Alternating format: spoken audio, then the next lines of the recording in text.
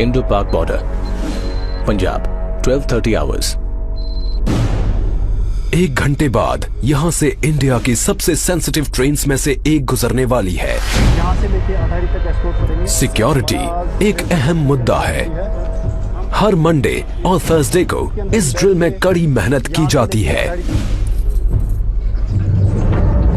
BSF की responsibility है कि पहले जब गेट खुलेगा तो एक पार्टी गेट के आगे जाएगी, गेट के आगे का इलाका सर्च करेगी, किसी प्रकार की सस्पेक्टेड कोई चीज छुपी तो नहीं है वहाँ पे।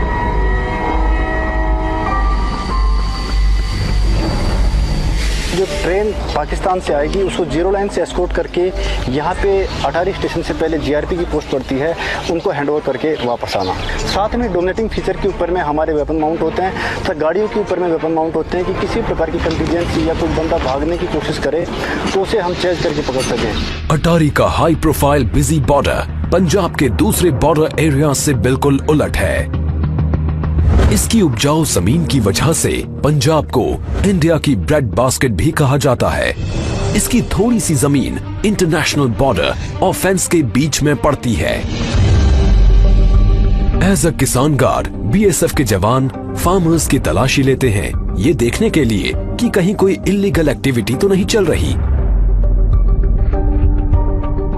यहाँ पर जो फेंसिंग है और जीरो लाइन के बीच में 200-250 मीटर आगे तक किसानों का जमीन है। आगे हमारे जिस टाइम किसान जाते हैं उनको प्रॉपर हम चेक करते हैं और उनके साथ हम सुरक्षा गार्ड आगे भेजते हैं ताकि ऐसी जो सामान जो पाकिस्तान की तरफ से जैसे कि तस्करी का सामान होता है, हीरोइन वगैरह होता है और हथियार हमने हमारे कंट्री के अंदर नहीं है।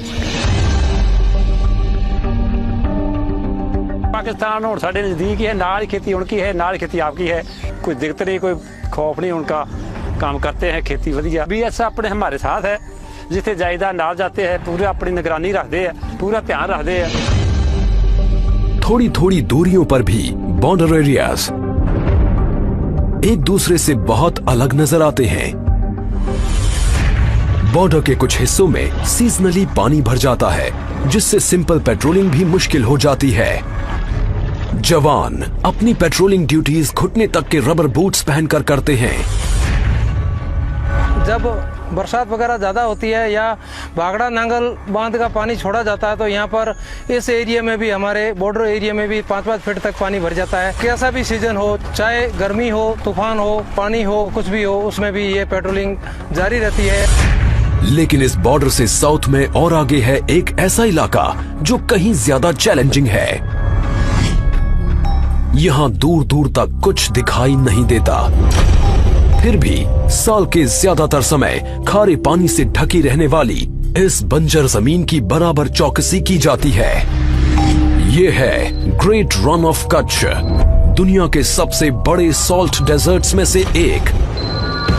ये है वेस्टर्न टर्मिनस, पिलर 1175, इंडिया और पाकिस्तान के बीच आखिरी बाउंड्री पिलर। इससे आगे है क्रीक्स, स्ट्रीम्स और वाटरवेज का नेटवर्क जो अरेबियन सी में मिल जाता है। और ये है सर क्रीक, इंडिया और पाकिस्तान के बीच डिस्प्यूटेड खाड़ी। समंदर शांत दिखता है, लेकिन साइक्लोनिक विंड्स 1 मीटर ऊंची लहरें उठाकर ऑपरेशंस में रुकावट डाल सकती हैं।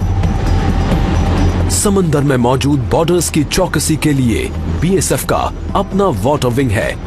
नदियों और समंदर की पहरेदारी के लिए इन फास्ट अटैक क्राफ्ट्स में लगे अल्ट्रा मॉडर्न कम्युनिकेशन सिस्टम्स इस्तेमाल किए जाते हैं। इस वेसल को हम रात को दिन में कभी मूव कर सकते हैं। लेटेस्ट टेक्नोलॉजी के हमारे जीपीएस है, रडार है, इको साउंडर दे रखा है, तो ये इसमें लेटेस्ट मैप्स इसमें फीड कर रखे हैं। इसमें हमने रूट मार्क कर रखे हैं, रात को सुबह हम कभी इसमें मार्च कर सकते हैं। सावला पीर क्रीक्स में ये एक ऐसी लैंड आउटपोस्ट है जो कई किलोमीटर के इलाके में हाईएस्ट पॉइंट है। बॉर्डरमैन हाई बूट्स और एंकलेट्स पहनते हैं ताकि उनके पैर जानलेवा सांपों से बच सके। वो इस वीरान पोस्ट पर साल के 6 महीने निगरानी रखते हैं। इसकी स्ट्रेटेजिक इंपॉर्टेंस बहुत ज्यादा है और इसकी वजह है पाकिस्तानी एक्टिविटीज। क्रीक्स के आसपास कीचड़ और दलदली जमीन पर दिन में 2 बार आने वाले हाई टाइड्स की वजह से पानी भर जाता है। इस जियोग्राफिकल चैलेंज को कंट्रोल करने के लिए स्पेशल स्किल्स की जरूरत होती है और ये क्रीक क्रोकोडाइल कमांडोज पानी और दलदल दोनों में काम को बखूबी अंजाम देते हैं। क्रीक्स में आने के तमाम रास्तों से घुसपैठ का खतरा बना रहता है। पड़ोसी की पकड़ी गई ये बोट्स इलाके की स्ट्रेटेजिक इंपॉर्टेंस की तरफ इशारा करती हैं।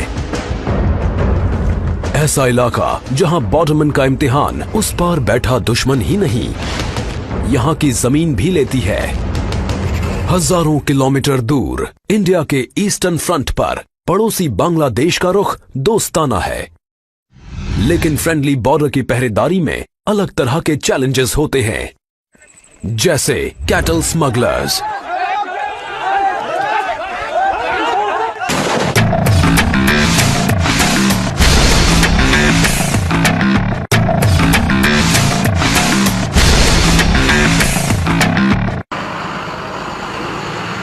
बांग्लादेश से सटा इंडिया का आड़ा तिरछा बॉर्डर 4000 किलोमीटर से ज्यादा लंबा है।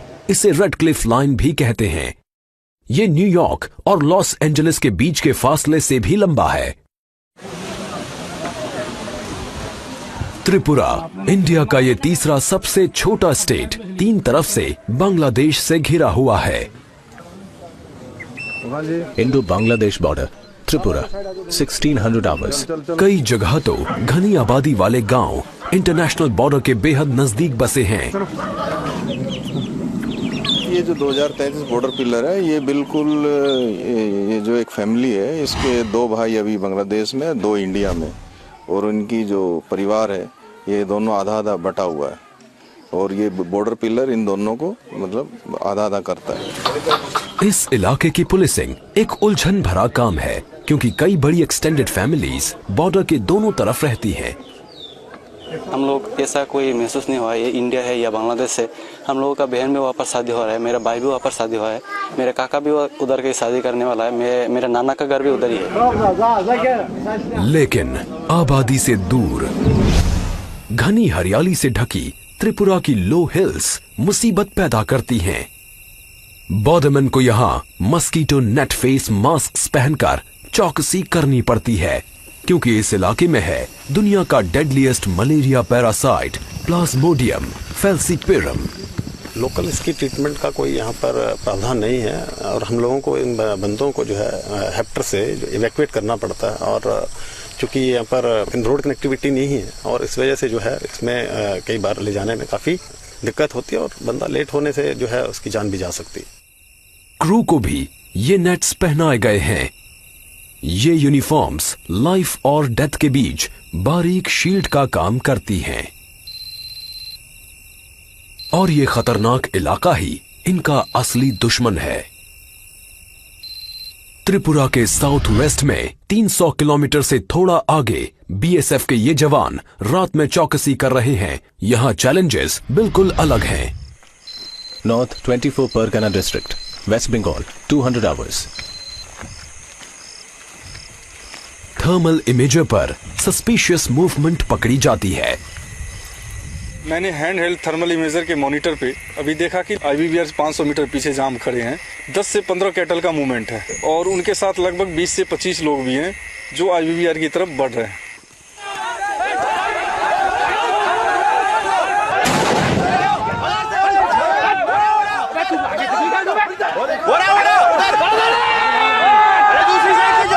पीछा किया और पकड़ लिया। इंडिया बांग्लादेश बॉर्डर के 1/4 हिस्से पर फेंस नहीं है, इसी वजह से इन इलाकों में बहुत ज्यादा कैटल स्मगलिंग होती है। 2014 में लाखों डॉलर कीमत के करीब 20 लाख कैटल बॉर्डर के पार स्मगल किए गए थे। बॉर्डरमैन की स्ट्रेटेजिक पेट्रोलिंग टैक्टिक्स की वजह से अब स्मगलिंग में तेजी से कमी आई है। वेस्टर्न बॉर्डर की ही तरह यहां ईस्टर्न बॉर्डर पर जमीन पर सिर्फ बोट्स ही नहीं होते। बीएसएफ का specialised water wing bay of Bengal के आसपास के तमाम वाटर चैनल्स को मॉनिटर करता है। Sundarbans west Bengal 10 hours. लगभग 10,000 स्क्वायर किलोमीटर्स इलाके में फैला सुंदरबन का आकार तकरीबन जमाइका जितना है।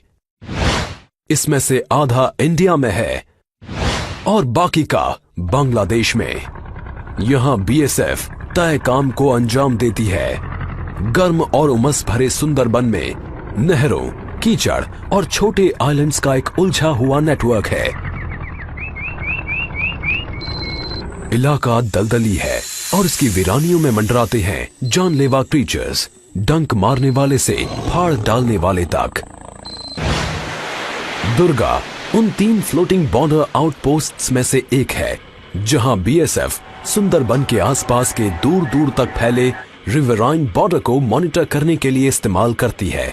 353 टन का हर वेसल लैस है इको साउंडर्स और सैटेलाइट नेविगेशन इक्विपमेंट से, ताकि जवान इस बदलते मंजर पर महारत हासिल कर सकें। दुर्गा में रहते हैं 30 बॉर्डरमैन। बाकियों की तरह ये लैस हैं 4 फास्ट पेट्रोल बोट से, जो स्मगलिंग और घुसपैठ को कंट्रोल करने के लिए फ्लोटिंग चेक पॉइंट्स की तरह काम करती हैं।